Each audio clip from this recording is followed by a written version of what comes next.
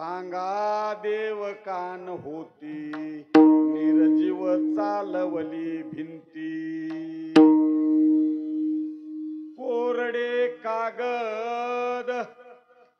कोरडे कागद उदकी लागून दी बुंद सांगा देव कान होती निर्जीव चालवली भिंती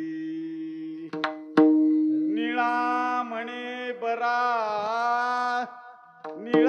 म्हणे बरा द्यावा संतापाशी थारा सांगा देव कान होती निर्जीव चालवली भिंती नमो विठ्ठला राजया पांडुरंगा नमो रुक्मिणी माऊली ज्ञान गंगा नमो पुंडलिका नमो चंद्रभागा नमस्कार माझा रुक्मिणी ज्ञान गंगा पांडुरंगा करू प्रथम नमन पांडुरंगा करू प्रथम दुसरे चरण संतया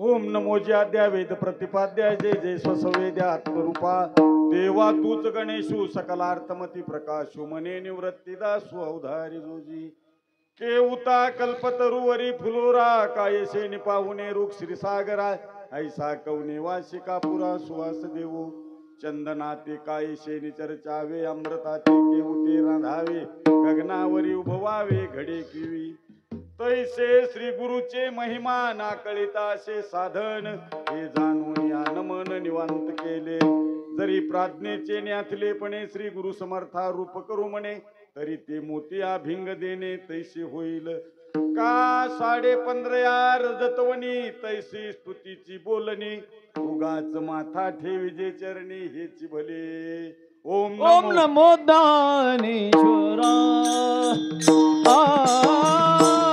ओम नमो दानेश्वरा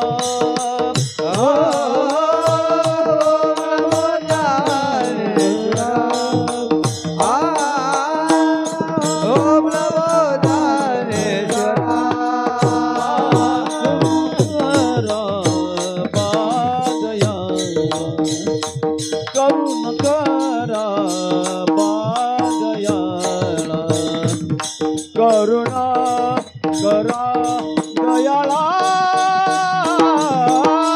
तुमचा अनुग्रह लादलो तुमचा अनुग्रह लादलो करुणा करा दयाळा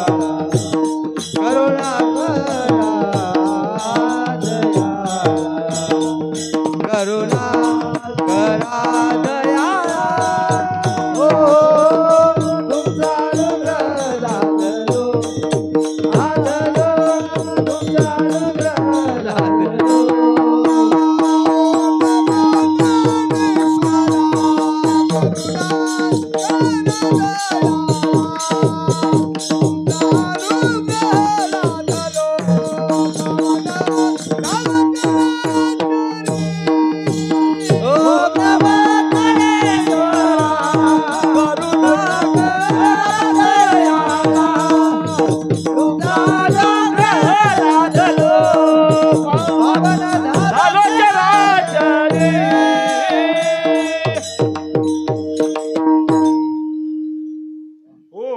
ज्ञानेश्वरा करुणा करा दयाळा तुमचा अनुग्रह लाधलो पावन झालो चराचरी प्रस्तुत प्राप्त प्रसंगी सेवेसाठी निवडलेला अभंग जगद्गुरु तुकाराम महाराज आणि या संपूर्ण जगताचं कल्याण व्हावं म्हणून स्वतःच्या घरावर तुळशीपत्र ठेवणारे तुकाराम महाराज आणि त्या तुकाराम महाराजांचे एकनिष्ठ शिष्य निळोबा महाराज आणि या निळोबा महाराजांचा छोट्या यमकामधील 4 चरणाचा अभंग सेवेसाठी निवडलेला आहे.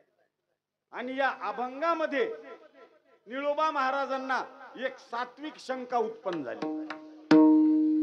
संदेह म्हणजे शंका.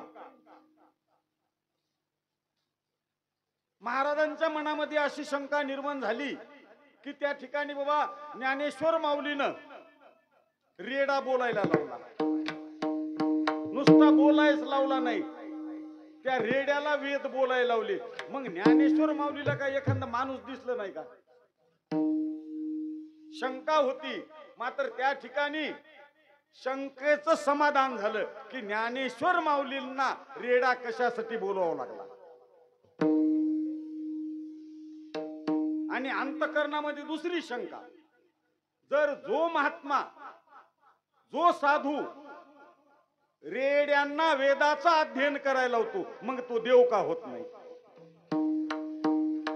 ज्या साधू मध्ये निर्जीव भिंत चालवण्याची शक्ती आहे मग देव का झाले नाही? पुन्हा दृष्टांत दिला तुकाराम महाराजासाठी. आपण जर एखादा पाण्याच्या थेंबामध्ये कागद पडला तर कामातून जातो. मग जो महात्मा 14 दिवस गाथा पाण्यामध्ये कोरडा ठेवतो मग एवढी संतांमध्ये शक्ती आहे तर देव का झाली नाही? आणि ज्या वेळेस संतांचं शंकेचं निरसन केव्हा झालं? शेवटी की साधू या पृथ्वी तलावर येतात. कारण हे कलियुग आहे आजही बी. आणि त्यावेळेस ज्या वेळेस संतांनी चमत्कार केला त्या वेळेस संत निदर्शनाला आले. म्हणून संतांनी हे कार्य असणार केलेलं आहे. कारण हे कार्य करणं सामान्याचं काम नाही. कर्तुम अकर्तुम अन्यथा कर्तुम, जी शक्ती भगवंतापाशी आहे, भगवंताला जे कार्य करता येत नाही त्याच्यापेक्षा श्रेष्ठ कार्य संतांनी केलेलं आहे. म्हणून त्या ठिकाणी विनंती देवाला करू लागले, देवा मला दुसरीकडे कुठेच नका, या संतांच्या चरणाजवळ मला जागा द्या किंवा संतांच्या जवळ आसरा द्या. का आपणा सारिके करीती तात्काळ नाही काळ वेळ तया लागी. अभंगाचा सरळ सरळ भावार्थ संपला. विठ्ठल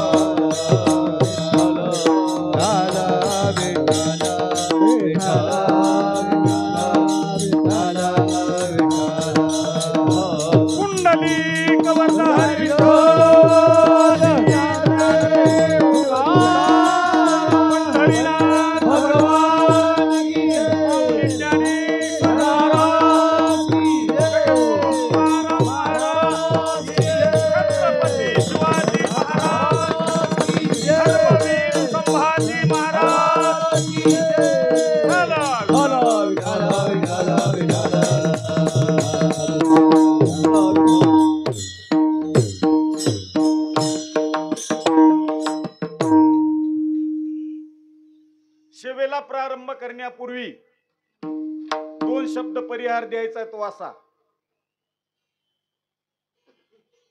बऱ्याच दिवसापासून माऊली समाधी सोहळ्यानिमित्त चालू असलेला हा अखंड हरिनाम सप्ताह आणि त्यातल्या त्यात या वर्षी हरिभक्तपरायण श्री संत अशोक महाराज यांच्या मूर्तीची प्राण प्रतिष्ठा आणि दोन्हीचा सुयोग जुळून आलेला आहे. आणि अशा योगामध्ये 6व्या दिवसांची सेवा माझ्या वाट्याला आली. तुमचं मायबापाचं मला दर्शन झालं. मी माझं मत भाग्य समजतो. विठ्ठल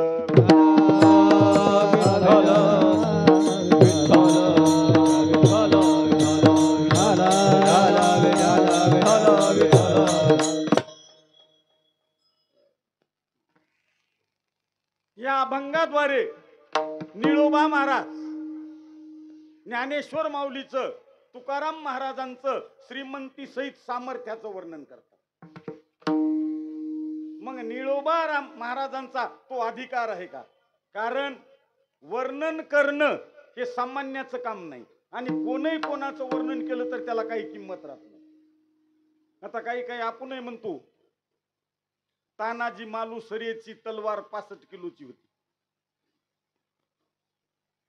65 किलोच्या तलवारीचं वर्णन करणारा कमीत कमी त्याला 20 किलोची तरी तलवार उचलता आली पाहिजे. आपल्यासारख्या चहा पिऊन मरतुकड्या झाल्यानं त्याचं वर्णन करणं, कारण त्याचा अपमान आहे. आणि तुकाराम महाराज तर सहज सांगतात, तुका म्हणे अंगे व्हावे ते आपण, तरीच महिमान येईल कळो. मग निळोबा महाराजांना तो अधिकार होता का? की ज्ञानेश्वर माऊलीचं वर्णन करतात असे एवढे एक निष्ठ निळोबा महाराज संत होते. ज्या वेळेस निळोबा महाराजांना विचारायचे, महाराज मला अनुग्रह द्या, महाराज मला अनुग्रह द्या. तुकाराम महाराज टाळाटाळ करायचे, देऊ देऊ. आणि सहज निळोबा महाराज आपल्या गावी गेली आणि 4-6 महिने 1-2 महिने तिकडेच राहिली. आणि राहिल्यानंतर परत ज्या वेळेस देहूला आले आणि देहूला आल्याबरोबर समजलं तुकाराम महाराजांचं वैकुंठ गमन झालं. वैकुंठ गमन झालं, कानावर श्रवण केल्याबरोबर धक्का बसला. तुकाराम महाराज मला अनुग्रह देतो म्हटले होते आणि मला अनुग्रह न देता वैकुंठ गमन करणं माझ्यासारख्या सामान्याला धोका आहे. मात्र गुरुवर निष्ठा होती. परमार्थ असो की संसार असो, निष्ठाच पाहिजे. मात्र आपली नाही, आपली निष्ठा निष्ठी आहे. निष्ठा होती. आणि त्यावेळेस निर्वाण मांडलं आणि निर्वाण मांडल्यानंतर मरणांत अवस्था झाली आणि देवाला कळालं. देवाला सर्व कळते, न सांगता तुम्हा कळू येई अंतर विश्वी विश्वांबर परिहारची. न लगे देवानं विचार केला, आता जर नाही गेलो तर हे काय राहणार नाही. आणि त्या ठिकाणी एका अनुग्रहासाठी शिष्यानं प्राणत्याग केला. ही वार्ता जर समाजामध्ये गेली तर गुरुवरचा विश्वास उडल. म्हणून देव काय करणार नाहीत, करीन तो काय नोहे महाराज परिपाहे बीज शुद्ध अंगी. प्रत्यक्ष ब्रह्मांडाचे मालक आले, पायाची चाहूल लागली आणि त्यावेळेस निळोबा महाराजांनी डोळे उघडले आणि डोळे उघडलेले पाहिले. अंतकरणामध्ये शंका आली, माझे गुरु आले.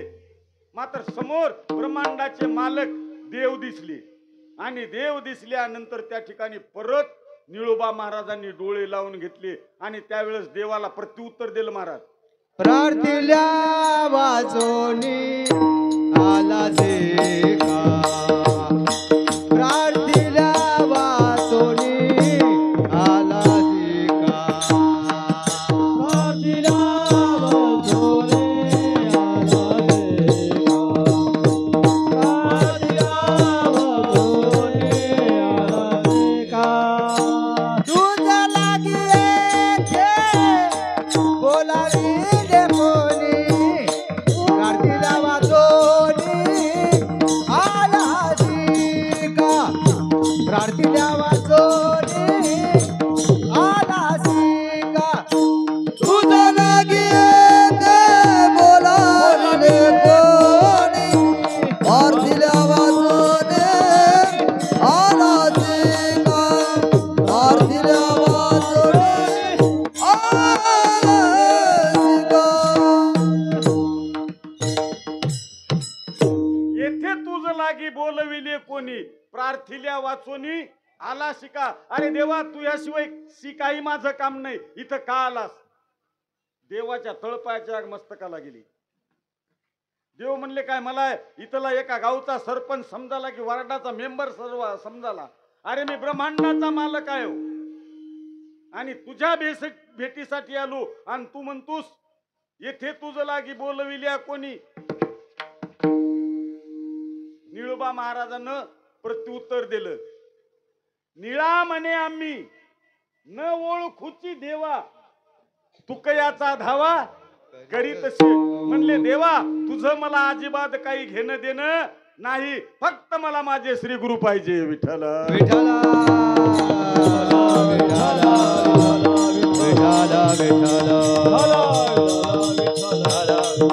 देवाचा नाईट झाला. कारण संत अजिबात कोणाचा मुलाचा बाळगीत नाहीत. कारण त्याला काही घेणंही नाही देणंही नाही. कारण देवापेक्षा श्रेष्ठ काखणभर संत आहेत. पुंडलिक महाराजांच्या आई वडिलाची भक्ती पाहिल्यानंतर देव आलेले होते पुंडलिक महाराजांना भेटायला. आता आपल्यासारख्याच्या घरा बाकीचं नाही, महाराजच येऊ दे आमच्यासारखं कोठं ठेवू की माणसं करायला. देव ज्या वेळेस आले पुंडलिकाच्या समोर थांबले आणि पुंडलिकाला म्हणले अरे पुंडलिका मी तुला भेटायला आलो रे. पुंडलिकानं सांगितलं मी आई वडिलाची सेवा करलो तिथंच थांब. अरे म्हणले चंद्रभागेला पूर आलाय, सगळा चिखल झालाय, इथं कुठं थांबू? वीट फेकली पुंडलिकाला. पुंडलिकांनी अरे प्रेम मातलाची उभे केले विठ्ठलाची. ऐसा कैसा तुरे गीत मागे बिन गावाली विठ्ठल. ओ कारे पुंडा मातलाची उभे केले विठ्ठलाची. ऐसा कैसा रे तू दीन मागे बिन गावाली विठ्ठल.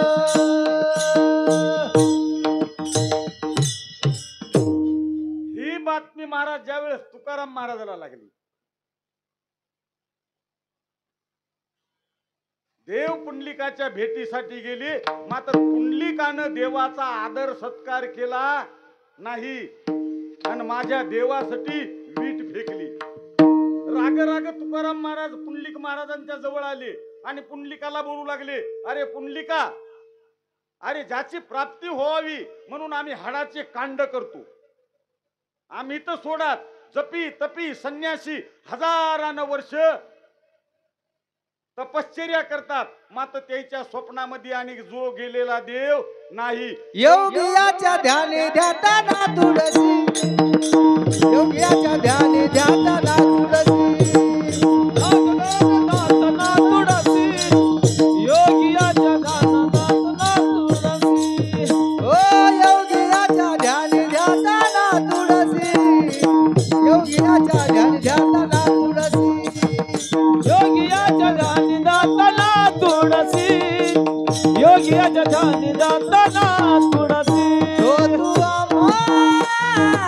आसी मागे पुढे मागे पुढे तू आसी मागे पुढे मागे पुढे. ओ तो तू आसी मागे पुढे मागे पुढे. तो तू आसी मागे पुढे मागे पुढे. योगियाच्या ध्यानी ध्याताना तुळसी, योगियाच्या ध्यानी ध्याताना तुळसी, योगियाच्या ध्यानी ध्याताना तुळसी, योगियाच्या ध्यानी ध्याताना तुळसी, योगियाच्या ध्यानी ध्याताना तुळसी, योगियाच्या ध्यानी ध्याताना तुळसी, योगियाच्या ध्यानी ध्याताना तुळसी, योगियाच्या ध्यानी ध्याताना तुळसी.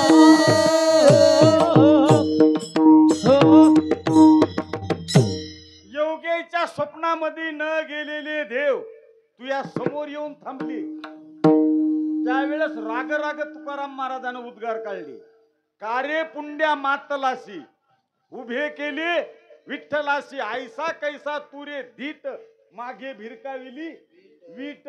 हा कोणाचा? साधूचा असणारा अधिकार आहे, देवाला किंमत न देण्याचा. अशीच निळोबा महाराजांनी देवाची किंमत केली नाही.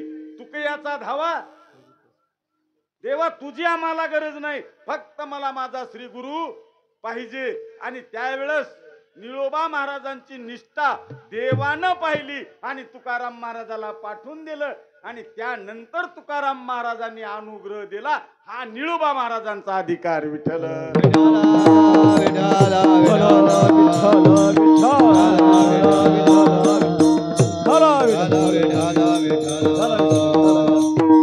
आणि त्या निळोबा महाराजांना शंका, आणि शंका सरासरी माणसाला येतात. कोणाला काची येऊ, कोणाला काची येऊ. आताही जरी इथं कीर्तनाला आलं तर मनात शंका आहेत, कुलूप पक्क लावलं की नाही. काही काहीच्या मनात शंका आहेत, महाराज कुठं 12 वाजोस्तर टप्पर घरानं लावते. म्हणजे शंका येणं हे स्वाभाविक धर्म आहे. आणि ज्याला शंका येत नाहीत, अजिबात कोणतीच शंका येत नाही, समजाव याचा मेंदू लहान आहे. विठ्ठल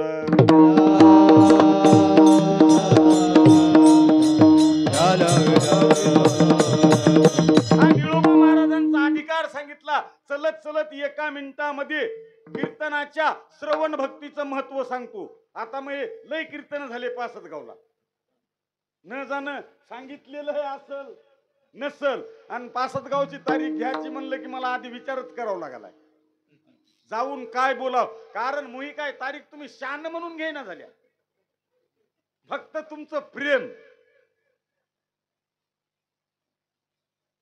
श्रवण पाप करण्यासाठी माणसाला कष्ट करावं लागतात, आणि पुण्य सहज केलं तरी प्राप्त होती. तुम्ही सहज इथं श्रवण करायला आल्या, रस्त्यानं येत रस्त्यात दगड, कोणाला ठेच लागल म्हणून रस्त्यात पडलेला दगड बाजूला टाकला तरी पुण्य प्राप्त होते. आणि पाप करायचं असेल तर आवडावून दगड आणावं लागतं. म्हणजे पाप करण्याला जेवढे कष्ट लागतात, पुण्य सहज होती. सहज केलं तरी पुण्य प्राप्त होती. इथं येऊन एक कीर्तन जरी श्रवण केलं तरी त्या श्रवणाचं पुण्य माऊली सांगतात, तरी अवधान एक वेळ देईजे, मग सर्व सुखाशी प्राप्त होईजे. हे प्रतिज्ञ उत्तर माझे उघड आहे का. बरं, इथं आल्यावर तकलीफ आहे काय? पुन्हा माऊलीनं त्यांचंही निरसन केलं. मनाचा मारून करिता, इंद्रियाशी दुःख न देता, येथे मोक्ष आहे आयता सर्वनाची माझी. विठ्ठल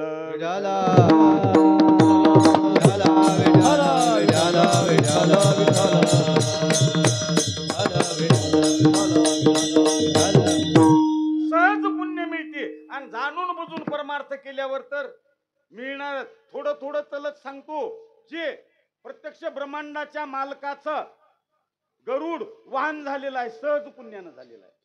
असाच योगायोगानं मंडप घातलेला दिसला कोणाला गरुडाला. यज्ञ होत गेले, पहिले यज्ञ होत गेले ना आता सप्तयुग आले, एवढा फरक. गरुडानं विचार केला, नक्की इथं संतायचं मांदियाळी जमलेली आहे, आणि आपल्या दुःखाला कारणीभूत जी माया आहे, ती माया जर घालवायची असेल, संत चरण रज लागता सहज वासनेचे बीज जळून जाय. इथं संतांचा पदस्पर्श झालेला आहे, आणि इथली जर मातीचा स्पर्श मला झाला तर माझं दुःख नाहीस होईल. सहज विचार केला मंडपाकड, तर ते मंडप खूप भव्य मोठा होता. प्रत्यक्ष ब्रह्मांडाचे मालक त्या ठिकाणी हजर होते. यज्ञाचा मंडप असेल राजा धर्माच्या. आणि अडचण कशाची येत असल, अखंड हरिनाम सप्ताहामध्ये वाढेकर यायची, पत्रवाळ्या उचलणारायची. बऱ्याच जणांना सांगलं होतं देवानं, अरे मंडप स्वच्छ करा, मंडप स्वच्छ करा, आता कार्यक्रमाला सुरुवात करायची. कोणी तयार नव्हतं. आणि गरुड सहज आला, सहज आला. मंडपामध्ये थोडा 2 मिनिटं थांबला, काम झालं ते, आणि भरारी मारली. मात्र त्यांची एवढी भरारी होती, त्या भरारीनं सर्व मांडव स्वच्छ झाला.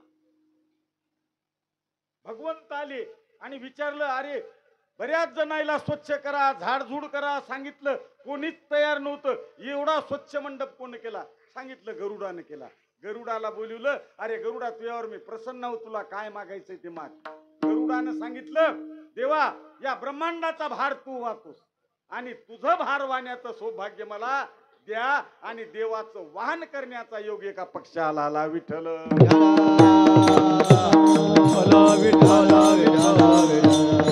सहज केलेली भक्ती जाणून बुजून केली काय? नाही. जर तुम्हाला कीर्तन श्रवण करणं होत नसल तर येऊन इथं झोपा, झोपलं तरी फायदा.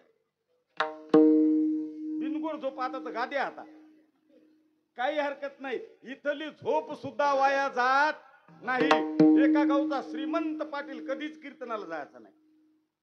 माऊलीला वाटायचं सप्ताह चालू आहे एवढा मोठा आपल्या गावात, एका दिवशी तरी लई नाहीत नाही. महाराज तर म्हणाले तरी अवधान एक वेळ, एकदा ऐकलं तरी उदार होईल. मात्र पाटील असा होता, सप्ताह राहो काही राहो, ते रिकाम यायचे धंदे होत नाही.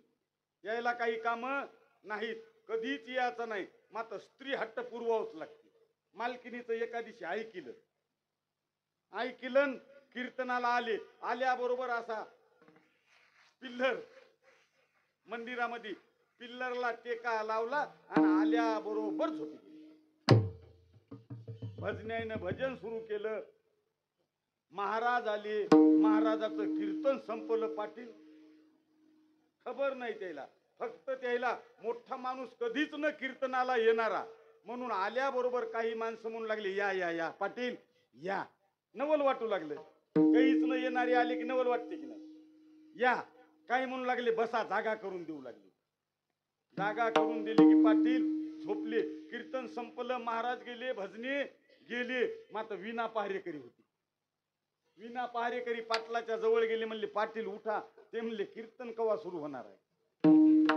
ते म्हणले, कीर्तन संपलं महाराज. गेले सगळे, श्रोते मंडळी गेली, तुम्ही एकटी राहिल्या. पाटलानं डोळे पुसले. आता काय करायचं म्हणलं. काय नाही म्हणले, घरी जा. आणि पाटील घरी गेल्यानंतर कुतूहलानं मालकिनीला आनंद वाटला. कधी न जाणारे आज कीर्तन श्रवण करून आली. काय सांगितलं म्हणले महाराजानं? ते म्हणले, काही मनगडी, मला काहीच माहित नाही. तुम्ही कीर्तनाला गेलते की? गेलो, टेक्याला मान लावली, झोपी गेलो. मला काही खबर नाही. फक्त एक माहित आहे म्हणले, मी गेल्यानंतर काही माणसं मला पाटील या म्हणले, काही बसा म्हणले, आणि शेवटी विना पहारेकरी होता ते जा म्हणले. इतकंच मला 3 अक्षर माहित आहे म्हणले, या बसा जा, या बसा जा. माऊलीने विचारलं, तुम्ही विठ्ठल विठ्ठल म्हणले? नाही. टाळी वाजवली? नाही. रामकृष्ण हरी म्हटले? नाही. फक्त या बसा जा हेच तुमच्यापाशी आज, तुमच्यासाठी आजपासून मंत्र म्हणले. चालू ठेवा तुम्ही, या बसा जा, या बसा जा. याने चालूच केली उजळणी. 12-1 वाजले, साधारण झोपी गेली. तरी झोपीत म्हणाले, या बसा जा. योग असा 1-1:30 वाजला, 2-3 चोर आले खिडकीला. पाटलाची उजळणी चालू होती, झोपीत बी. काही माणसाला दिवसभर काम केलेलं संध्याकाळी आमच्या इथे एक आऊत हाणू लागलं. इळभर आऊत हाणलं. संध्याकाळी आलं. त्याच्या वखराला वसन लागत असेल, केळी मिळीचं रान असेल आजकटाचं, त्यानं जब भाज उचलली वसन काढायला. चक्क लेकरं बडबड खाली. म्हणजे दिवसा जे कार्य केलं ते संध्याकाळी तशी याची चालू होती घोकमपट्टी. या बसा जा. खिडकीला चोर आले. चोर आल्याबरोबर यायची उजळणी चालू होती. या. चोर म्हणले, अरे पाहिलं का? या म्हणालाय. लपाव म्हणले, खाली बसू. यायची उजळणी चालूच होती. बसा. 100% पाहिलं. पळण्याचा प्रयत्न करू लागले. यायची उजळणी चालू होती. सहज जा.